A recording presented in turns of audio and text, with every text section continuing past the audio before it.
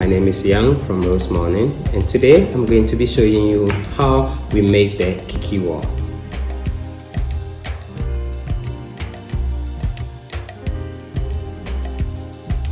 For starters, the edges of the canvas is mounted with premier pink hydrangea flowers.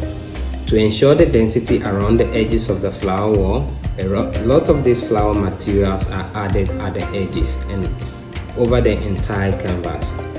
Also, you have to ensure that a lot of glue is added to the base of the flower material so that when it is stuck onto the canvas, it is very firm enough to ensure that it doesn't fall off easily. Once this is done, a lot of the other flower materials that are needed in the making of the Kiki wall are all carefully mounted onto the canvas.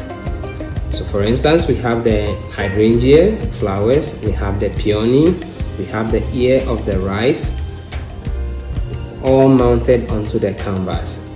This gives us a very colorful piece of the flower wall. And that is not all. We have the pink roses. For different shades of pink roses will also be added, and we have the Lulian color as well. All these are mixed up onto the canvas to give it a very rich and colorful natural feel. After all this combination of flowers are mounted onto the canvas, you have your very colorful piece.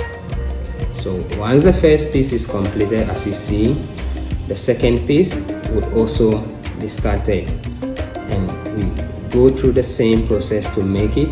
Then the final product is mounted as you can see in the video. So there you go, we have the Kiki flower wall.